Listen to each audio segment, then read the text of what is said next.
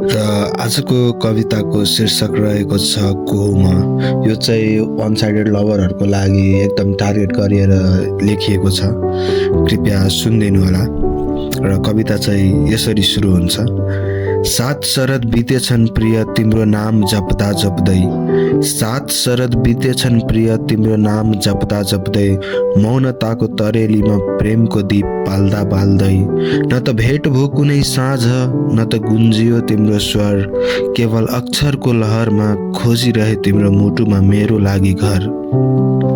तिमी अल्झिएकी छौ आफ्नै जिम्मेवारीका घेराभित्र, तिमी अल्झिएकी छौ आफ्नै जिम्मेवारीका घेराभित्र, पारिवारिक अल्झन अनि भविष्यका कठिन चित्र। म बुझ्दछु ती व्यवस्था, म बुझ्दछु तिम्रा पीर, त्यसैले त सधैँ तिम्रो लागि ढोक्दछु सबै मन्दिर।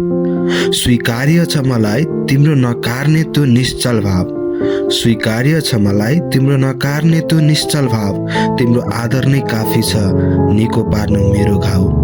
मलाई तिम्रो शरीर होइन तिम्रो मुस्कानको प्यास छ, अझै पनि यो मनमा एउटा जिउँदो सानो आश छ। भनिदिए मैले मेरो मुटुलाई अन्तिम श्वाससम्म पर्ख्यौला, भनिदिए मैले मेरो मुटुलाई अन्तिम श्वाससम्म पर्ख्यौला, भाग्यका ती काला अक्षर आँसुले म मेटोला। अब त जिम्मा महादेवलाई उनैले बाटो देखाउनु, मेरो यो पवित्र जिद्दी उनैको पाउमा बिसाउनु। न मागे तिम्रो समय मैले, न मागे कुनै वाचा, न मागे मैले तिम्रो समय, न मागे कुनै वाचा, निस्वार्थ यो प्रेम मेरो, छैन यसमा कुनै ढाँचा। तिमी बढ्नु अघि सधैँ आफ्नै लक्ष्यको शिखरमा, तिमी बढ्नु अघि सधैँ आफ्नो लक्ष्यको शिखरमा, म छाया बनी साथ दिउला हरेक मोड र फिकरमा, म छाया बनी साथ दिउला हरेक मोड र फिकरमा।